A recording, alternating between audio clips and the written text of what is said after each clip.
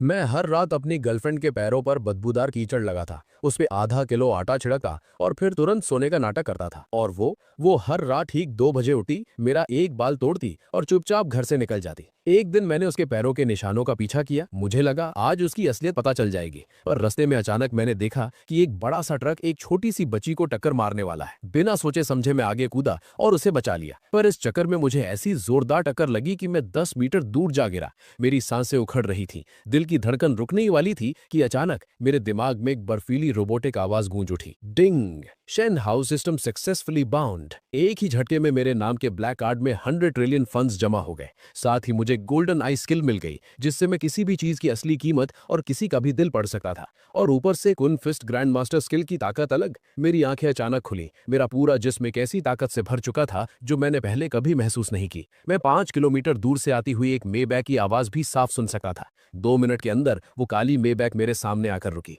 Car से काले stockings पहने एक बेहद खूबसूरत औरत बाहर निकली और पागलों की तरह भीड़ की तरफ भागी। डुओ डुओ, डुओ डुओ, तुम कहाँ हो? जिस बच्ची को मैंने बचाया था वो रोते हुए उस औरत के गले लग गई। जब उसे तसल्ली हो गई कि डुओ डुओ ठीक है, तो उसने अपनी आंसू भरी आंखों से मेरी तरफ देखा। सर, डुओ डुओ को बचाने के लिए शुक्रिया। मैं सू ग्रुप की सू वैंकिंग हूँ। आपको जो चाहिए बताइए, अगर इसमें मेरी सारी दौलत भी लग जाए तो मुझे परवाह नहीं। मेरी गोल्डन आइज ने तुरंत उसकी डिटेल्स मेरे सामने खोल दी। 25 साल की सू वैंकिंग, सू ग्रुप की जनरल मैनेजर और 800 बिलियन से ज्यादा की नेटवर्थ। आज से पहले इस शहर में अपनी किस्मत बदलने का ये मेरे लिए सबसे बड़ा जैकपॉट होता, पर अब तो मेरे 100 बिलियन भी सू फैमिली के आगे बहुत छोटी रकम थे।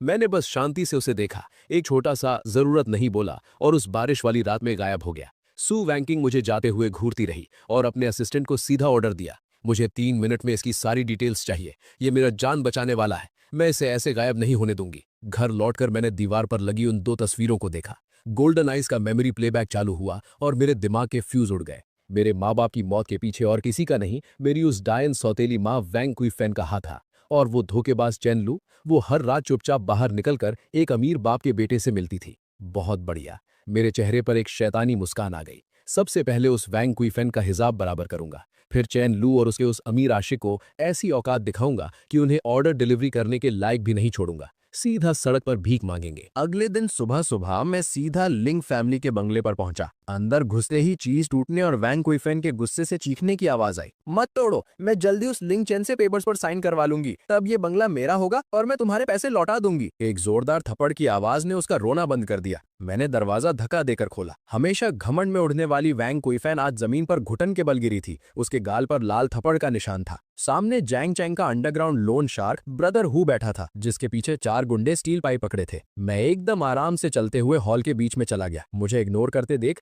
ब्रदर हु का गुस्सा आसमान छू गया और उसने मुझे थप्पड़ मारने के लिए हाथ उठाया। क्यों बे, तू ही है ना वो निकम्मा बड़ा बेटा? मैंने अचानक पलटकर उसे घूरा। गोल्डन आइज ने उसकी सारी कुंडली खोल दी। कॉम्बैट पावर 65, अंधविश्वासी, अजीब बीमारी और हर रात ठीक 12 बजे दिल का भयानक दर्द। मैं बिना हिले एकदम ठंडी आवाज में बोला, अगर तेरा हाथ मेरे चेहरे पर लगा तो इस जिंदगी में कभी चॉपस्टिक्स उठाने लायक नहीं बचेगा। और तेरा वो दिल का दर्द हर रात 12 बजे ठीक शुरू होता है ना? ब्रदर हु का हाथ हवा में ही जम गया। ये राज तो उसके गुंडे तक को नहीं पता था। उसकी आवाज कांपने लगी। तू तू भविष्य देख लेता है? मैंने उसकी बात का कोई जवाब नहीं दिया और सीधा टूटी हुई शेल्फ से अपनी माँ का लकड़ी का डब्बा निकालने चला गया। ब्रदर हु को डरता देख वैंग कुइफेन चिल्लाने लगी, ब्रदर हु, यही पहला वारिस है, इससे पेपर्स पर साइन करवा लो, ये घर तुम्हारा हो जाएगा। करोड़ का सवाल था। ब्रदर हु का डर गायब हो गया। उसने अपने गुंडों को इशारा किया, पकड़ लो इसे, अगर साइन ना करे तो इसकी एक उंगली काट देना। 4 गुंडे स्टील पाइप घुमाते हुए मेरी तरफ दौड़े। मैंने उनकी तरफ पीट करके एक लंबी सांस ली। क्या मुझे जबरदस्ती मारपीट पर मजबूर कर रहे हो?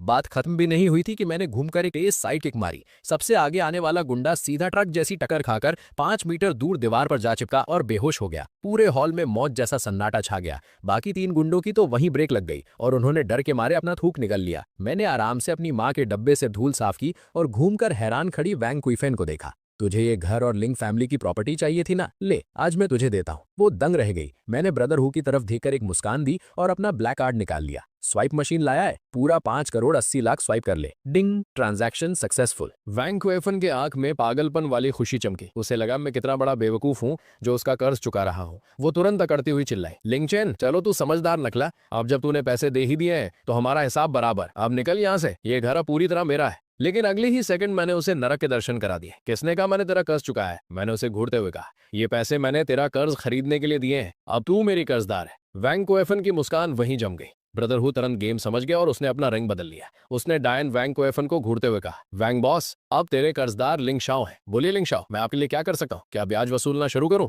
ब्रदर हु समझ गया था कि अब मेरा पल्लू पकड़ने में ही भलाई है। मैंने लकड़ी का डब्बा उठाया, दरवाजे पर रुका और वैंग कोएफन को आखिरी फरमान सुना दिया। सिर्फ 2 ऑप्शन दे रहा हूँ। पहला, अभी के अभी इस घर से निकल जा, एक कपड़ा भी साथ नहीं जाएगा। दूसरा, 3 दिन में पैसा लौटा दे। 1 सेकंड भी ऊपर हुआ तो फ्रॉड और पैसे गबन करने के केस में पुलिस बुलाऊंगा। फिर मैंने ब्रदर हु को देखा, अगर इसने टाइम पर पैसे नहीं दिए और तूने इसे फोर्स नहीं किया तो कैमरा फुटेजेस देकर तुझ पर इंटेंशनल इंजरी का केस ठोकूंगा। सारी उम्र जेल में सड़ोगे दोनों। बंगले से बाहर निकलते ही पीछे से वैंग कोएफन के रोने और उन गुंडों के तोड़फोड़ की आवाज आने लगी। धूप में खड़े होकर मुझे अंदर से एकदम सुकून मिल रहा था। लेकिन अगले ही सेकंड डिंग, सिस्टम में नया टास्क दिया है। 2 घंटे के अंदर 100 मिलियन खर्च करो, हारने पर रैंडम फिजिकल फंक्शन ब्लॉक, जैसे कि हमेशा के लिए सिर्फ 3 सेकंड्स। मैंने इस घटिया पेनल्टी को देखा और मेरा चेहरा उतर गया। सिस्टम तो सच में बहुत कमीना है। खैर, पैसे उड़ाना दुनिया का सबसे आसान काम है। मैंने सीधा एक टैक्सी पकड़ी और जियांगचैंग के सबसे टॉप क्लास एसकेपी मॉल पहुंचा। जैसे ही मैं गाड़ी से उतरा, एक लाल फरारी जोर से आवाज करती हुई मेरे ठीक सामने रुकी। शीशा नीचे हुआ और वहां वो एक्स गर्लफ्रेंड चेन लू बैठी थी। उसने अपना चश्मा उतारा और एकदम घटिया तरीके से मुझे घूरा। ओ, ये लिंग चैन नहीं है। सुना है घर से निकलने के बाद तू फूड डिलीवरी करता है। यहाँ कैसे आ गया? यहाँ के गार्ड तुझ जैसे भिखारियों को अंदर नहीं आने देते। लिन फैमिली के बैंकरप्ट होते ही इस चेन लू ने मुझे तुरंत लात मार दी थी और एक अमीर बाप के बेटे की गाड़ी में बैठ गई थी। उसे देखकर गुस्सा होने के बजाय मेरी हंसी छूट गई। चलो बढ़िया है, पैसे उड़ाने के टास्क के लिए ऑडियंस की कमी थी, वो भी पूरी हो गई। हाँ, भीख मांगने ही आया हूँ, मुस्कुराते हुए मैंने जवाब दिया। पर आज मैं खाने की भीख नहीं, इस पूरे मॉल को मांगने आया हूँ। तभी कार का दरवाजा खुला और एक आदमी जिसने वर्साचे की शर्ट पहनी थी बाहर निकला। अपनी छोटी छोटी आंखों से मुझे ऊपर से नीचे तक स्कैन करते हुए वो मजाक उड़ाने लगा। लुलू, तो ये है तुम्हारा वो डिलीवरी बॉय एक्स बॉयफ्रेंड। शक्ल से तो ठीक ठाक लग रहा है, पर बेचारा गरीब है। यहाँ मॉल के अंदर एसी की हवा खाने का भी मिनट के हिसाब से चार्ज लगता है। तेरी एक डिलीवरी के पैसे से तू 10 मिनट एसी की हवा खा पाएगा क्या? हंस हंस कर पागल होती हुई चेनलू ने उस आदमी का हाथ थाम लिया। लिन चेन, मिलो इनसे, ये मेरे नए हस्बैंड हैं, जैंग जी कियांग। इनकी फैमिली का बिल्डिंग मटेरियल्स का बिजनेस है और इनकी नेटवर्थ करोड़ों में है। जानबूझकर करोड़ों वर्ड पर जोर दिया गया। उसे मेरी आंखों में दर्द, गुस्सा और इंफीरियोरिटी कॉम्प्लेक्स देखने की उम्मीद थी, पर उसका प्लान फेल हो गया। मैं एकदम शांत खड़ा था। मेरी नजरें ऐसी थीं जैसे मैं 2 हवा के गुब्बारों को देख रहा हूँ। रास्ता छोड़, नॉर्मल आवाज में कहते हुए मेरे कदम आगे बढ़ गए। मेरा ये एटीट्यूड देखकर जैंग जी कियांग की ईगो हर्ट हो गई। आगे बढ़कर मेरा रास्ता रोकते हुए उसने मेरा कंधा पकड़ने के लिए हाथ बढ़ाया। जैसे ही उसका हाथ मुझे टच करने वाला था, मेरी आंखों में गोल्डन चमक आई। उसका सारा कच्चा चिट्ठा मेरे सामने खुल गया। टारगेट जैंग जी कियांग, आइडेंटिटी एक नकली अमीर, बाहर से शेर अंदर से ढेर, करंट गियर वर्साचे शर्ट, एक नकली रिचर्ड मिल वॉच जिसमें सस्ती मशीन लगी है और ओरिजिनल बेल्ट। फाइनेंशियल स्टेटस ये था कि क्रेडिट कार्ड्स की लिमिट खत्म हो चुकी है, उधार लेकर उधार चुका रहा है। चेनलू को फंसाने के लिए फरारी रेंट पर ली है, जिसका रेंट अभी तक नहीं दिया। ये सब पढ़कर मेरी स्माइल और भी ज्यादा खतरनाक हो गई। उसके पास जाकर आवाज थोड़ी नीचे करते हुए मेरे शब्द निकले ताकि आसपास के लोग सुन सके। बड़े अफसोस की बात है, एक ओरिजिनल रिचर्ड मिल वॉच की लाइंस एकदम रैंडम होती हैं। तेरी वॉच का डिजाइन कुछ ज्यादा ही नीट और क्लीन है और ओरिजिनल वॉच में डेट का नंबर एकदम से आगे बढ़ता है। अभी 1:59 बज रहे हैं। रुको जरा, देखते हैं ठीक 2 बजे तेरी ये वॉच डेट आगे बढ़ा पाती है या नहीं। जैंग जी कियांग का चेहरा अचानक सफेद पड़ गया। ये वॉच सच में सस्ती खरीदी गई थी, सिर्फ चेनलू जैसी गोल्ड डिगर को फंसाने के लिए। पर उसने सपने में भी नहीं सोचा था कि एक डिलीवरी बॉय एक ही नजर में इसकी पोल खोल देगा। तो बकवास कर रहा है, मेरी वॉच एकदम ओरिजिनल है, तुझे कुछ नहीं पता। डर के मारे उसने अपना हाथ छुपा लिया। घबराकर चेनलू को खींचते हुए वो हड़बड़ाया, लुलू, इस पागल के मुंह मत लगो, चलो अंदर चलते हैं, मैं तुम्हें हरमीज का बैग दिलाता हूँ। ये बोलकर वो मॉल के अंदर भागने लगा।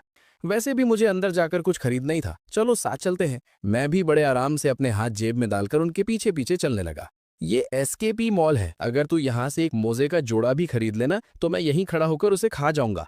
जैंग जी कियांग रुका और फुल मजाक उड़ाते हुए चिल्लाया, आपने इस बात को याद रखना। घूमने वाले दरवाजे से होते हुए मेरी मॉल में एंट्री हुई। एसकेपी मॉल के ग्राउंड फ्लोर पर दुनिया के सबसे टॉप लग्जरी ब्रांड्स थे। ठंडी एसी की हवा और महंगे परफ्यूम्स की खुशबू आ रही थी। Welcome to Patek Philippe, gate पर खड़ी वेलकम गर्ल ने बो किया। पर जैसे ही उसकी नजरें जैंग जी कियांग और चेनलू पर पड़ी, उसकी आंखें चमक उठीं और उसकी स्माइल थोड़ी और चौड़ी हो गई। सर, मैम, स्वागत है। अपनी बेइज्जती का बदला लेने के लिए जैंग जी कियांग ने जानबूझकर जोर से आवाज लगाई, तुम्हारी दुकान की सबसे महंगी वॉच निकालो, मैं अपनी गर्लफ्रेंड को दिलाना चाहता हूँ। आंखों ही आंखों में मुझे ताना मारते हुए उसके शब्द गूंजे, क्यों बे डिलीवरी बॉय, एसी की ठंडी हवा खाने अंदर आ ही गया? ध्यान से, कहीं गलती से किसी ग्लास काउंटर से टकरा गया ना तो खुद को बेचकर भी पैसे नहीं चुका पाएगा। शोरूम के सारे सेल्स वालों ने तुरंत जैंग जी कियांग को घेर लिया और मैं बिल्कुल अकेला साइड में खड़ा था।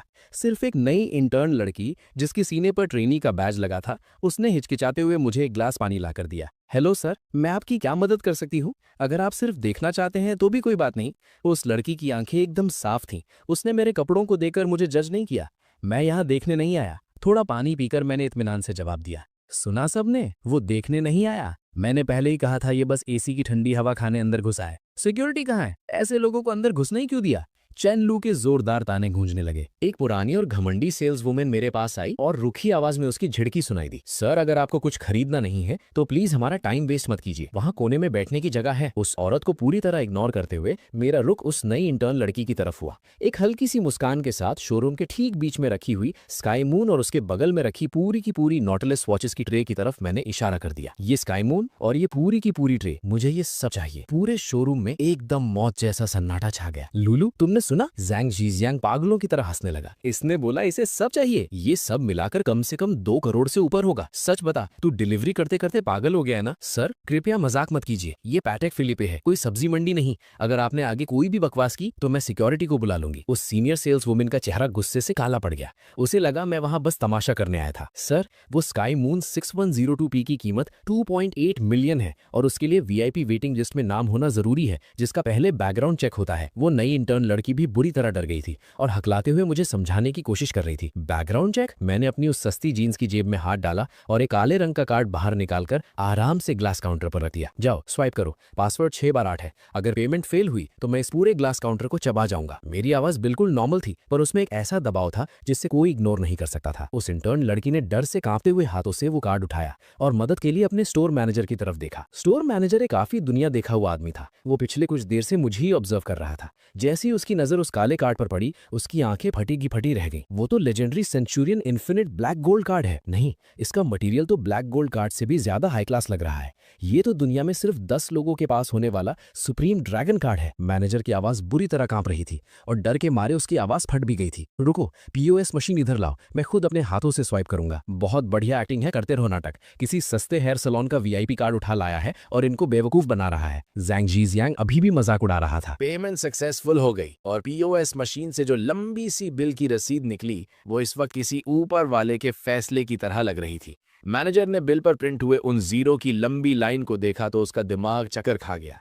उसके पैर कांपने लगे और वो बस मेरे आगे घुटनों पर गिरने ही वाला था। रिस्पेक्टेड सर, 28.5 मिलियन की पेमेंट सक्सेसफुल हो चुकी है। हम इन सारी वॉचेस को अभी आपके लिए पैक करवा देते हैं। सर, क्या आप चाहेंगे कि हम इनको आपके घर पे डिलीवर कर दें? मैनेजर ने अपने दोनों हाथों से वो ब्लैक कार्ड उठाया, पूरा झुककर बाव किया और एकदम अपनी औकात दिखाते हुए पूछा, कोई जरूरत नहीं है। मैंने उस 2.8 मिलियन वाली स्काई मून वॉच को आराम से उठाया और अपनी कलाई पर पहन लिया। बाकी सबको किसी शॉपिंग बैग में भर दो, मैं इन्हें अपने हाथ में ही ले जाऊंगा। बैग में? मैनेजर का दिमाग ही हैंग हो गया। करोड़ों की वॉचेस और एक आम से शॉपिंग बैग में भरकर ले जानी है। जैंग जिंग कियांग और चेन लू की तो जैसे रूह ही निकल चुकी थी। ये कैसे हो सकता है? लिन फैमिली तो बैंकरप्ट हो चुकी थी ना। मुझे तो घर से लात मारकर निकाल दिया गया था। अभी ठीक मेरे सामने मैंने बिना पल के झपकाए करोड़ों उड़ा दिए थे। जैंग जिंग कियांग को लगा जैसे किसी ने उसके मुंह पर चप्पल से जोर का थप्पड़ मारा हो। उसका पूरा चेहरा आग की तरह जल रहा था। अभी थोड़ी देर पहले ही तो वो अपने नकली जूतों का घमंड दिखा रहा था और मैंने पलटकर उसी वक्त करोड़ों की असली वॉचेस ऐसे खरीद ली थी जैसे सब्जी ले रहा हूं और उन्हें कचरे की तरह किसी प्लास्टिक बैग में भरकर ले जाने को कह रहा था। चैन लू तो आंखें फाड़े बस खड़ी थी। वो मेरी कलाई पर चमकती हुई उस शानदार स्काई मून वॉच को देख रही थी और अंदर ही अंदर खून के आंसू रो रही थी। उसका पूरा दिमाग पछतावे से जल रहा था। अगर उसने अभी मेरा मजाक ना उड़ाया होता। लिन चैन? चैन लू की आवाज कांप रही थी। उसने जबरदस्ती अपने चेहरे पर एक बहुत ही प्यारी स्माइल बनाई। उसने झटके से जैंग जिंग कियांग का हाथ छोड़ दिया और मेरी तरफ आई। तो तुम मेरा टेस्ट ले रहे थे ना? सच्ची बताऊं तो मैंने तुम्हें एक पल के लिए भी नहीं भुलाया था। ये जैंग जिंग कियांग तो बस मेरे पीछे पड़ा था। मैं तो इससे बिल्कुल प्यार नहीं करती। मैंने उसकी तरफ घूर कर भी नहीं देखा। मेरे मुंह से बस एक वर्ड निकला, हट। उसके बाद मैंने उन करोड़ों की वॉचेस से भरे शॉपिंग बैग को उठाया जैसे कोई कचरे की पन्नी उठा रहा हो। अभी यहाँ किसी ने मेरे मोजे खाने की बात की थी ना। मेरी नजरें उस जैंग जिंग कियांग पर गड़ गईं जिसका चेहरा डर के मारे मौत की तरह सफेद पड़ चुका था। जैंग जिंग कियांग फौरन एक कदम पीछे हटा और उसकी पीठ ग्लास काउंटर से जा टकराई। तू क्या करना चाहता है? मेरे पापा बहुत बड़े। मुझे तेरे पापा में कोई इंटरेस्ट नहीं है। मैं पलटकर बाहर निकलने लगा। चलते चलते मैं उस घमंडी और एटीट्यूड दिखाने वाली सीनियर सेल्स वोमन के ठीक पास रुका। मेरे रुकते ही उसकी रूह कांप उठी। ये बिल? मैंने उस नई इंटर्न लड़की की तरफ इशारा किया। इस पूरी सेल का कमीशन इस लड़की के खाते में डालना। और तू, मैं दोबारा जब भी इस शोरूम में आऊं मुझे तेरी ये शक्ल यहाँ नहीं दिखनी चाहिए। मैनेजर फौरन इशारा समझ गया। बिल्कुल सर, इसको मैं अभी फायर कर रहा हूँ। मैनेजर फिर उस इंटर्न की तरफ मुड़ा। शाओलियू, जल्दी से सर को थैंक यू बोलो। आज की इस एक सेल के कमीशन से तू आराम से चैंग चैंग शहर में अपना एक नया फ्लैट खरीद सकी है। पचैक फिलिप के शोरूम से बाहर निकलकर मैंने अपने सिस्टम का डैशबोर्ड चेक किया। पता चला 28.5 मिलियन खर्च हो चुके हैं, 17.5 मिलियन बचे हैं और टाइम सिर्फ 1 घंटा 20 मिनट बचा है। मैं सीधा बगल वाले अरमानी के फ्लैगशिप स्टोर में घुसा। इस फ्लोर पर जितने भी नए सीजन के कपड़े हैं मुझे सारे चाहिए। हर एक आइटम के 3 पीस निकालना। बगल में गुची के जो limited edition crocodile leather bags हैं वो लेकर आओ, मैं उनमें अपने कपड़े भरूंगा। लमेयर के स्किन केयर का पूरा सेट, ऐसे 100 सेट पैक करो। मैं अपने डिलीवरी वाले भाइयों को दूंगा हाथ साफ करने के लिए। मैं एक के बाद एक हर लग्जरी स्टोर को पूरी तरह लूट रहा था। मैंने एक बार भी किसी चीज का प्राइस नहीं देखा। मेरे मुंह से सिर्फ 2 ही वर्ड्स निकल रहे थे, स्वाइप करो और पैक करो। मॉल का जनरल मैनेजर खुद अपने साथ 20 सिक्योरिटी गार्ड्स लेकर मेरे पीछे चल रहा था, जिनका सिर्फ एक ही काम था, मेरे शॉपिंग बैग्स उठाना। जैंग जिची कैंग और चेन लियू 2 भूले हुए जोकर्स की तरह हैरान परेशान मेरे पीछे आ रहे थे। इसके पास इतना पैसा कहां से आया? चेन लियू के नेल्स गुस्से से उसकी हथेलियों में गड़ गए थे। उसकी आंखें लाल हो चुकी थीं। पक्का किसी 2 नंबर का पैसा होगा। मैं अभी इसकी पुलिस में कंप्लेंट करता हूं। जैंग जिची कैंग दांत पीस रहा था। अचानक मॉल के स्पीकर पर अनाउंसमेंट्स गूंजने लगी। अटेंशन प्लीज डियर कस्टमर्स, आज एसकेपी मॉल आधे घंटे पहले बंद किया जा रहा है। हमारे एक बहुत ही वीआईपी गेस्ट ने टॉप फ्लोर पर बने स्काई गार्डन रेस्टोरेंट को पूरी तरह बुक कर लिया है और famous piano master mister Lang Lang को लाइव परफॉर्मेंस के लिए इन्वाइट किया गया है। पूरे मॉल में हल्ला मच गया। मैं 2nd फ्लोर के एस्केलेटर के पास खड़ा था। मेरे होठों पर एक स्माइल थी। ये भी सिस्टम का दिया हुआ एक कंजम्पशन टास्क था। सिर्फ इस एक सर्विस फी में मैंने आराम से 5 मिलियन उड़ा दिए थे।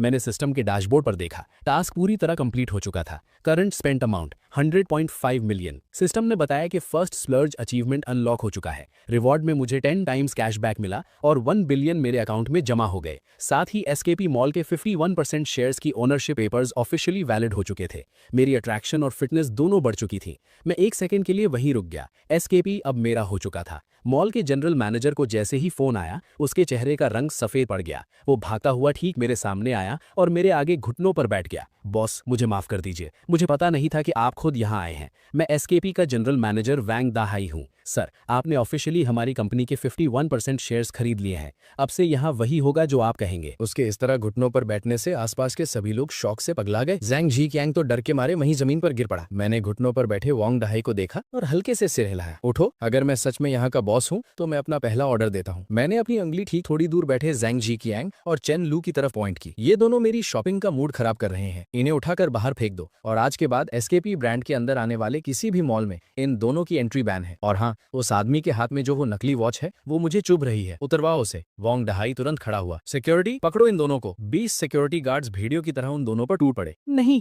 लिन चेन, तुम मेरे साथ ऐसा नहीं कर सके। मैं तुम्हारी लूलू हूँ जिससे तुम सबसे ज्यादा प्यार करते थे। चेन लू चीखती चिल्लाती रही जब गार्ड्स उसे उठाकर बाहर खींच रहे थे। छोड़ दो मुझे, मेरे पापा तुम्हें नहीं छोड़ेंगे। जैंग जी कैंग अभी भी चिल्ला रहा था। अगले ही सेकंड उसको जमीन पर पटक दिया गया। उसके हाथ से नकली वॉच जबरदस्ती निकलवाई गई और एक गार्ड ने अपने जूतों से उस वॉच को कुचल दिया। उन दोनों की चीखने की आवाजें धीरे धीरे दूर होती गईं। मैं एस्केलेटर के सबसे टॉप पर खड़ा था और नीचे अपने इस एम्पायर को देख रहा था। मेरा फोन रिंग हुआ। एक अनजान नंबर था। हेलो, क्या मेरी बात लिन चेन से हो रही है? मैं सू वांकिंग बोल रही हूँ। फोन के दूसरी तरफ से एक हंडी पर थकी हुई आवाज आई। मुझे अभी पता चला कि आपने एसकेपी मॉल खरीद लिया है। मैं इस वक्त एसकेपी के ठीक नीचे एक कॉफी शॉप में बैठी हूँ। हमारी कंपनी के कुछ रिलेशंस हैं जिसके बारे में मैं आपसे बात करना चाहती थी। क्या आप मुझसे मिल सकते हैं? सू वांकिंग। मेरी भौएं ऊपर उठी। तो ये पूरे टाइम यही थी? हाँ जरूर, मुझे भूख भी लग रही है पर मुझे कॉफी पीने का शौक नहीं है। मेरा मन माला टांग खाने का कर रहा है। तो सू मैडम, क्या आप चलेंगी मेरे साथ? फोन पर 3 सेकंड का सन्नाटा छा गया। ठीक है, अगर आप मिलने को तैयार हैं तो आप जो खिलाएंगे मैं खा लूंगी। मैंने फोन काट दिया और मेरे चेहरे पर स्माइल आ गई। लगता है आगे का खेल और मजेदार होने वाला है। जियांगशेंग शहर की रात एकदम काली थी। पुराने शहर की होंगसिंग स्ट्रीट का शोर उस अंधेरे को चीर रहा था। एक वीआईपी नंबर वाली रोल्स रॉयस फैंटम वहां आकर रुकी, जैसे कोई राजा किसी गरीब बस्ती में घूमने आ गया हो। उसने आराम से कचरे वाले रास्ते को क्रॉस किया और एक माला टांग की दुकान के सामने आकर खड़ी हो गई। गाड़ी का दरवाजा खुला और सू वांकिंग बाहर आई। मैं सड़क किनारे एक सस्ती सी लाल रंग की प्लास्टिक कुर्सी पर बैठा था। मेरे हाथ में यूज एंड थ्रो वाली चॉपस्टिक्स थीं जिन्हें मैं अलग कर रहा था। मेरे ठीक बगल में एसकेपी मॉल से खरीदे हुए महंगे शॉपिंग बैग्स कचरे की तरह जमीन पर पड़े थे। क्यों सू मैडम, जगह थोड़ी गंदी लग रही है क्या? मैंने अपने सामने रखी कुर्सी को फूंक मारकर थोड़ा साफ किया। बैठ जाओ, यहाँ के बीफ मीटबॉल्स पूरे जियांगशैंग में सबसे फेमस है। सू वॉन्किंग ने गहरी सांस ली, अपनी ड्रेस को नजाकत से पकड़ा और ठीक मेरे सामने बैठ गई। उसकी पीठ एकदम सीधी थी। मिस्टर लिन, आप सच में बहुत अजीब ही इंसान हैं। सू वॉन्किंग मुझे ऐसे देख रही थी जैसे मुझे पढ़ने की कोशिश कर रही हो। मुझे तो लगा था कि एसकेपी मॉल खरीदने वाला आदमी खाना खाने के लिए किसी 5 स्टार जगह की डिमांड करेगा। पैसा इसलिए होता है ताकि इंसान फ्री रह सके, इसलिए नहीं कि पैसा उसे अपना गुलाम बना ले। मैंने मेन्यू कार्ड उसकी तरफ सरका दिया। लो ऑर्डर करो सू मैडम, याद है ना, आज बिल तुम दोगी। सस्ता देखकर ऑर्डर करने में शर्म मत करना। सू वॉन्किंग ने उस मेन्यू कार्ड को देखा जिस पर 2 रुपया और 1 रुपया लिखा था। उसको अजीब लग रहा था। उसने मेरी पूरी डिटेल निकलवाई थी। उसकी रिपोर्ट बता रही थी कि ठीक 20 घंटे पहले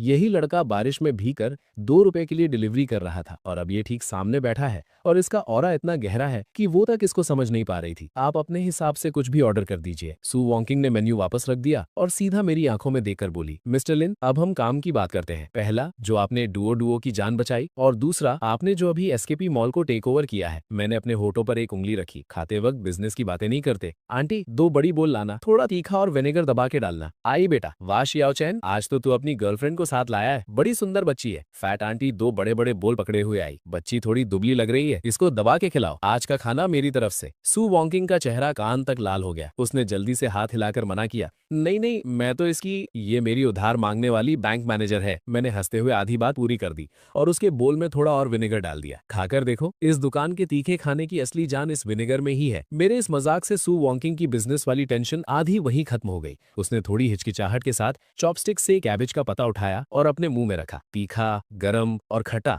इन सारे टेस्ट्स ने उसे इतनी जोर से झटका दिया कि उसको बुरी तरह खांसी आ गई और आंखों से पानी निकल आया। आराम से खाओ, कोई पीछे नहीं भाग रहा तुम्हारे। मैंने उसे टिश्यू पेपर निकाल कर दिया। सू वॉन्किंग ने टिश्यू पेपर लिया और जल्दी से अपने होठ साफ किए। उस एक पल के लिए उसके ऊपर जो एक स्ट्रिक्ट और ठंडी सीईओ का कवच था वो टूट गया और उसके अंदर की आम औरत बाहर आ गई। लिन चैन, सू वॉन्किंग ने अचानक आवाज नीचे करके मुझे बुलाया। थैंक यू, सिर्फ डुओ की जान बचाने के लिए नहीं, बल्कि एसकेपी मॉल के लिए। असली बात यह है कि एसकेपी मॉल पिछले काफी टाइम से हमारी कंपनी के एडवर्टाइजमेंट कॉन्ट्रैक्ट्स रोके बैठा था। अगर तुम आज एसकेपी को अपने अंडर ना लेते तो शायद सू ग्रुप का अगले महीने होने वाला प्रोडक्ट लॉन्च फेल हो जाता। मैं मजे से बीफ मीट बॉल्स चबा रहा था और उसी वक्त मैंने अपनी गोल्डन आइज को ऑन कर दिया। मेरी नजर सू वैंकिंग के चेहरे के आर पार हो गई और उसके सिर के ठीक ऊपर लाल रंग में डिटेल्स आने लगी। टारगेट सू वैंकिंग, आइडेंटिटी सू ग्रुप की president, current status extreme depression और आखिरी सांस पर अटकी हुई। कोर क्राइसिस, पहला, पैसों की भयंकर कमी, राइवल कंपनी टियनशंग कैपिटल ने ट्रैप बिछाया है जिससे 800 मिलियन का कर्जा है।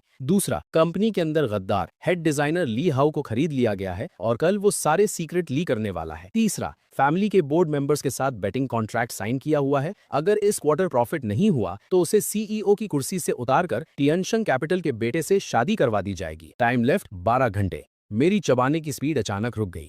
बहुत बुरी हालत है। ये कहां से सीईओ लग रही है? इसकी हालत तो ऐसी है जिसे सब नोच खाना चाहते हैं। मैंने अपनी चॉपस्टिक्स नीचे रखी और उसे आधी स्माइल के साथ देखा। सू मैडम, बुरा मत मानना, पर जहां तक मुझे लगता है आपकी सबसे बड़ी टेंशन एसकेपी मॉल का इवेंट नहीं है। मुझे लगता है आपकी कंपनी के अकाउंट में इस वक्त इतने पैसे भी नहीं है कि आप एडवांस रेंट भी चुका सकें।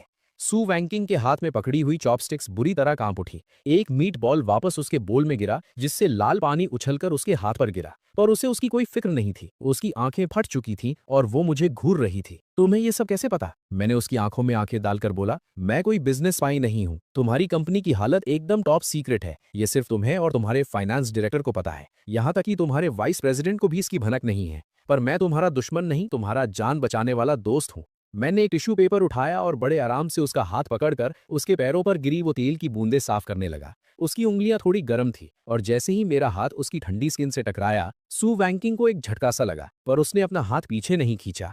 मुझे सिर्फ ये नहीं पता कि तुम्हारे पास पैसे खत्म हो चुके हैं। मेरी नजर अचानक एकदम तीखी हो गई। मुझे ये भी पता है कि तुम्हारी ये हालत इसलिए हुई है क्योंकि तुम्हारे अपने ही लोग गद्दार निकल गए हैं। ये सुनते ही सू वैंकिंग का चेहरा एकदम सफेद पड़ गया। ठीक उसी वक्त उसका फोन पागलों की तरह बजने लगा। स्क्रीन पर डिजाइन डायरेक्टर ली हाउ का नाम चमक रहा था। मैंने उसे इशारा किया कि वो बात कर सकती है। उसने फोन उठाया। हाँ ली डायरेक्टर, कल के बिडिंग पेपर्स तैयार है ना? फोन के दूसरी तरफ से एक बहुत ही परेशान और नकली रोने वाली आवाज आई।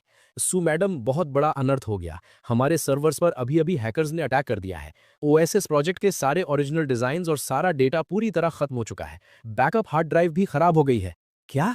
सू वैंकिंग झटके से खड़ी हो गई, इतनी तेजी में कि पीछे रखी वो सस्ती प्लास्टिक की कुर्सी ही पलट गई। ये कैसे हो सकता है? हमारा फायरवॉल तो दुनिया का सबसे टॉप लेवल का है और बैकअप ड्राइव तो तुम्हारे लॉकर में थी, वो कैसे खराब हो सकती है? मुझे मुझे कुछ समझ नहीं आ रहा मैम। कल सुबह 9 बजे बिडिंग है और अब नए सिरे से काम करना नामुमकिन है। टियानशन कैपिटल वालों ने शायद पहले से ही अपना प्लान तैयार रखा है। हम अब पूरी तरह बर्बाद हो जाएंगे। सू वैंकिंग के हाथ से फोन छूटकर जमीन पर गिर गया। वो एकदम टूट चुकी थी। वो वापस बैठने की कोशिश करने लगी, पर कुर्सी पहले ही पलट चुकी थी। जैसे ही वो उस गंदी जमीन पर गिरने वाली थी, मैंने एक हाथ से उसे थाम लिया और दूसरे हाथ से बड़े आराम से उसका फोन उठाया। मैंने फोन काटने के बजाय उस गद्दार ली हाउ से कहा, एक्टिंग बहुत बढ़िया थी तेरी, ऑस्कर मिलना चाहिए तुझे। फोन के दूसरी तरफ सन्नाटा छा गया। तू कौन है? मैम कहाँ है? मैं कौन हूं ये जरूरी नहीं है, मैंने ठंडी हंसी हंसते हुए कहा। जरूरी ये है कि ली हाउ, तू अभी से ये दुआ करना शुरू कर दे कि टियानशिंग कैपिटल वालों ने जो तुझे 20 मिलियन रुपए दिए हैं, उससे तू अपने लिए एक अच्छी सी व्हीलचेयर खरीद सके। मैंने फोन कट किया और टेबल पर पटक दिया। सू वैंकिंग मेरे सीने से लगी कांप रही थी। उसकी आंखें एकदम खाली थी। सब खत्म हो गया। वो हमारा आखिरी मौका था। बिना डिजाइन के कल हम पर केस हो जाएगा और मुझे 300 मिलियन का हर्जाना भरना पड़ेगा। सू फैमिली वाले मुझे कच्चा चबा जाएंगे। इस वक्त वो कोई बड़ी सीईओ नहीं लग रही थी, बस एक एकदम लाचार और अकेली औरत थी। इतना क्यों डर रही हो? मेरी आवाज उस भीड़ भाड़ वाली मार्केट में एकदम साफ और मजबूत गूंजी। मैंने उसे सीधा खड़ा किया और उसके कंधे पकड़कर बोला, डिजाइन खत्म हुआ है तो दोबारा बन जाएगा, पैसा गया है तो दोबारा कमा लेंगे। जब तक इंसान जिंदा है खेल खत्म नहीं होता। दोबारा? पर अब टाइम कहाँ है? सू वैंकिंग की आंखों में आंसू आ गए। सिर्फ 10 घंटे बचे हैं। उस डिजाइन पर 30 डिजाइनर्स ने 3 महीने तक दिन रात मेहनत की थी। किसने कहा टाइम नहीं है? मैंने अपने शॉपिंग बैग्स उठाए और मेरी आंखों में एक शैतानी चमक आई। चलो। कहाँ? वो एकदम ब्लैंक थी। तुम्हारी कंपनी। मेरे होंठों पर एक एरोगेंट वाली स्माइल आई। अगर उस ली हाउ ने कहा है कि डेटा खत्म हो गया है, तो मैं आज उसे दिखाऊंगा कि असली चमत्कार किसे कहते हैं। और हाँ, आज रात हम गद्दारों को ढूंढने का खेल भी खेलेंगे। आधे घंटे बाद हम सू ग्रुप के ऑफिस पहुंच गए। पूरी बिल्डिंग में लाइट्स जली हुई थी और डिजाइन डिपार्टमेंट में भयंकर हल्ला मचा हुआ था। डिजाइनर्स पागलों की तरह अपने कंप्यूटर की ब्लैक स्क्रीन्स को देखकर रो रहे थे। ली हाउ डिपार्टमेंट के बीच में खड़ा होकर झूठ मूठ के टेक्निकल टीम को ऑर्डर्स दे रहा था, पर उसकी नजरें बार बार वॉच पर जा रही थी और उसके चेहरे पर एक जीतने वाली स्माइल छिपी थी। जैसे ही हम अंदर घुसे, सब चिल्लाने लगे कि सू मैडम आ गई हैं। ली हाउ ने तुरंत अपना रोने वाला चेहरा बनाया और आगे बढ़ा। सू मैम, मुझे माफ कर दीजिए, मैंने बहुत कोशिश की। पर उसने जैसा सोचा था, सू वैंकिंग वैसी टूटी चुकी सीईओ नहीं थी। वो एकदम टशन में अंदर आई। भले ही उसकी आंखें थोड़ी लाल थीं, पर उसका ऑरा पहले से भी ज्यादा खतरनाक था। और उसके ठीक बगल में मैं खड़ा था, एक हाथ में अरबों की शॉपिंग के बैग्स और दूसरे में आधा खाया हुआ मालाटांग का डब्बा। ये कौन है? ली हाउ मुझे देखकर चौंक गया। मैं डिलीवरी बॉय हूँ। मैंने वो मालाटांग का डब्बा टेबल पर पटका और सीधा उसके पास गया। मेरी नजरें उसके अंदर तक झांक रही थी, जिससे उसकी हालत खराब होने लगी। सू मैम, इस वक्त आप बाहर वाले को अंदर क्यों लाई हैं? मैं उसके सामने खड़ा हुआ और हंसने लगा। लीड डायरेक्टर, तेरी एक्टिंग सच में थोड़ी ज्यादा ओवर हो रही है। मैंने उन बंद कंप्यूटर्स की तरफ इशारा किया। तू कह रहा है कि हैकर्स ने अटैक किया और सारा डेटा उड़ गया? हाँ, और टेक्निकल टीम कोशिश कर रही है। ली हाउ ने किसी तरह अपनी आवाज संभाली। अच्छा। मैं सीधा मेन सर्वर कंप्यूटर के पास गया और मेरे हाथ बिजली की स्पीड से कीबोर्ड पर चलने लगे। मैंने सिस्टम की God level hacking skill activate की और लोकल नेटवर्क में घुस गया। स्क्रीन पर जो कोड चल रहा था वो इतना तेज था कि वहां खड़े टेक्निकल हेड का दिमाग चक्कर खा गया। ये क्या स्पीड है? ये तो रिवर्स ट्रेसिंग प्रोग्राम लिख रहा है। 1 मिनट भी नहीं लगा और मैंने एंटर बटन दबा दिया। जो स्क्रीन काली थी वो अचानक चमक उठी, पर वहां डिजाइन नहीं बल्कि एक चैट मैसेज खुल गया। बॉस, काम हो गया है, डेटा डिलीट कर दिया है और सू बैंकिंग का पूरी तरह बर्बाद है। पूरे ऑफिस में मौत जैसा सन्नाटा छा गया। सारे डिजाइनर्स की नजरें किसी तलवार की तरह ली हाउ पर जा टिकी। उसका चेहरा कलेजी जैसा काला पड़ गया और वो थर थर कांपने लगा। ये सब झूठ है। ये डिलीवरी बॉय मुझे फंसा रहा है। सू बैंकिंग का दिल दुख रहा था, पर उसने तुरंत सिक्योरिटी को बुलाकर उसे धक्के मारकर बाहर निकलवाया और पुलिस को कॉल कर दिया। जिन सिक्योरिटी गार्ड्स के सब्र का बांध कब का टूट चुका था, वो भागते हुए आगे आए और उन्होंने सीधा ली हाउ को जमीन पर पटककर दबा लिया। सू वॉन्किंग, तेरी हिम्मत कैसे हुई मुझे पकड़ने की? मेरी डिजाइन टीम के बिना कल तू वैसे भी खत्म है। मैं भी देखता हूं तू इस गेम को कैसे पलटती है। जब ली हाउ को घसीट कर बाहर ले जाया जा रहा था, तब भी वो किसी पागल की तरह हंस रहा था। सच में इस गद्दार को पकड़कर दिल को ठंडक तो मिली थी, पर डिजाइन तो सच में खत्म हो चुके थे। ऑफिस के अंदर वापस एक मायूसी भरी शांति छा गई। वो टेक्निकल हेड की डरी हुई आवाज गूंजी, भाई, जब आपने कैमरास रिकवर कर लिए तो क्या डिजाइन भी वापस आ सकते हैं? नाम इस सिर हिलाते हुए मेरे होठों से निकला, उसने फिजिकल हार्ड ड्राइव को डिस्ट्रॉय किया है, वो वापस नहीं आएगा। सबका दिल एकदम गड्ढे में गिर गया। पर फिर मीटिंग टेबल की मेन कुर्सी पर आराम से बैठकर मैंने अपना बचा हुआ मालातांग का डब्बा खोला। बड़ी बेफिक्री से मेरे शब्द गूंजे, वो कचरा डिजाइन्स अगर बर्बाद हो गए तो अच्छा ही हुआ। उन चीजों को लेकर बिडिंग में जाना बस अपनी बेइज्जती करवाना होता। आप क्या बोल रहे हैं? डिजाइन डिपार्टमेंट के असिस्टेंट का गुस्सा भड़क उठा। वो हमारी 3 महीने की मेहनत थी। उन गुस्से से भरे लोगों को नजरअंदाज करते हुए मेरी निगाहें सू वॉन्किंग पर जाकर टिक गईं। कोई ड्राइंग पेन और पेपर है? 1 सेकंड के ठहराव के बाद बिना सोचे उसने अपना टैबलेट और टच पेन आगे बढ़ा दिया। तुम क्या करने वाले हो? पेन को उंगलियों के बीच बड़ी सफाई से घुमाते ही ठीक उसी वक्त दिमाग में सिस्टम की दुकान वापस खुल गई। सिस्टम का नोटिफिकेशन आया कि मुझे गॉड लेवल प्रॉब्लम सॉल्व करनी है। सामान खरीदने का ऑप्शन चमका। फ्यूचर के टॉप एडवर्टाइजिंग और क्रिएटिव डिजाइन्स 2035 एडिशन, कीमत 10 मिलियन। क्या खरीदना चाहते हैं? मैंने हाँ सिलेक्ट किया। अचानक आंखों में ऐसे रंग, लाइंस और स्ट्रक्चर्स भर गए जो इस जमाने से बहुत आगे के थे। वो फ्यूचर से आने वाला एक भयंकर विजुअल शॉक था। सिर झुकाकर पेन को स्क्रीन पर टिका दिया गया। क्योंकि तुम लोगों को लगता है कि वो तुम्हारी असली मेहनत थी, तो आज रात मैं तुम सबको सिखाऊंगा कि असली आर्ट किसे कहते हैं। अगले 1 घंटे में सू ग्रुप के डिजाइन डिपार्टमेंट में खड़े हर एक इंसान का दिमाग और उनकी सोच पूरी तरह हिल चुकी थी। वो आदमी जिसे वो लोग एक डिलीवरी बॉय समझ रहे थे, वो किसी जिंदा 3D प्रिंटर की तरह काम कर रहा था। मेरे हाथ इतनी तेज चल रहे थे कि सिर्फ परछाई दिख रही थी। एक के बाद एक एकदम परफेक्ट और दिमाग हिला देने वाले कॉन्सेप्ट डिजाइन्स स्क्रीन पर बन रहे थे। उनकी लाइटिंग, उनका 3D एंगल, उनके रंग, ये सब कुछ आज के डिजाइन रूल्स को पूरी तरह तोड़ रहा था, पर फिर भी इतना खूबसूरत था कि सांस अटक जाए। ये साइबर पंक और फ्यूचर फैशन का एकदम परफेक्ट मिक्स है। ये लाइटिंग का ढंग, बाप रे भगवान, ये किसी भगवान का काम है। जो असिस्टेंट थोड़ी देर पहले मुझ पर भड़क रहा था, वो अब मेरे बगल में घुटनों पर बैठकर मुझे पानी पिला रहा था। सबसे आखिरी और मेन पोस्टर पूरा होते ही पेन छोड़कर मैंने अपनी कलाई दबाई। स्क्रीन पर एक पोस्टर था जिसका नाम था पुनर्जन्म, रीबर्थ। ड्राइंग में एक टूटे फूटे कचरे के ढेर के ऊपर एक मैकेनिक गुलाब भयंकर बारिश में खिल रहा था। उसका मतलब और उसकी फीलिंग एकदम मेरी जिंदगी जैसी थी, और वो उस हारी हुई सू वॉन्किंग की हालत जैसी भी थी। सू वॉन्किंग उस ड्राइंग को देखती रही और उसकी आंखों से बिना आवाज के आंसू गिरने लगे। लिन चैन पलटकर उसकी नजरें उस आदमी पर पड़ी जो सिर झुकाकर अपना ठंडा हो चुका मालातांग खा रहा था। इस वक्त उसके दिल के अंदर की सारी रुकावट पूरी तरह टूट चुकी थी। अभी से इमोशनल होने की जरूरत नहीं है। एक मीट बॉल निगलते हुए मैंने सिर उठाया। आंखों में एक शिकारी जैसा खतरनाक जज्बा था।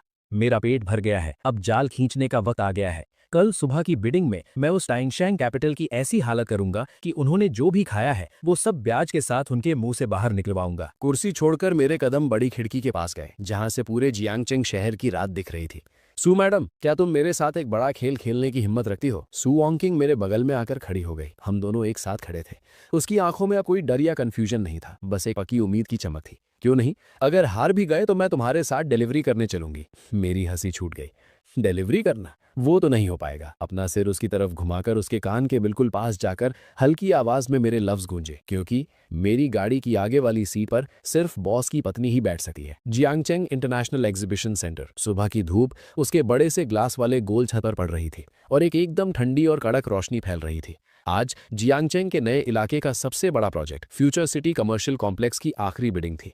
ये अरबों रुपए का एक बहुत बड़ा और कीमती प्रोजेक्ट था। इस पर डिपेंड करता था कि अगले 10 साल तक जियांगचेंग का बिजनेस किंग कौन बनेगा। पार्किंग लॉट में करोड़ों की महंगी गाड़ियों की लाइन लगी थी। एक एकदम भड़कीली नियॉन ग्रीन लैम्बोर्गिनी जोर से इंजन की आवाज करते हुए वहां आई और किसी दादा की तरह वीआईपी पार्किंग में घुस गई। यहां तक कि उसने लाइन भी क्रॉस कर दी थी।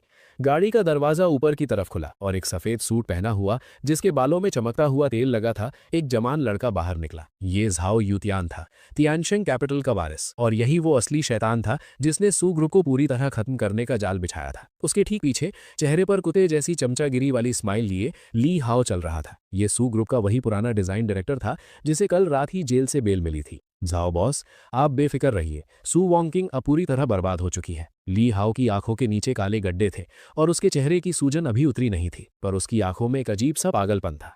मैंने अपने हाथों से वो सारा डेटा डिलीट किया था और हार्ड ड्राइव को भी मशीन से पूरी तरह तोड़ दिया है। जब तक भगवान खुद जमीन पर आकर उसकी मदद ना करे, आज वो यहाँ सिर्फ एक खाली पेपर लेकर अपनी बेइज्जती करवाने आएगी। जाओ युतियान ने अपनी टाई ठीक की और उसके होठों पर एक बहुत ही घटिया और शैतानी स्माइल आई। बहुत बढ़िया काम किया। एक बार सू फैमिली बैंकरप्ट हो जाए, उसके बाद वो घमंडी सू वॉन्किंग मेरे ही इशारों पर नाचेगी। वो लोग बात कर ही रहे थे कि तभी एक काली ऑडी A6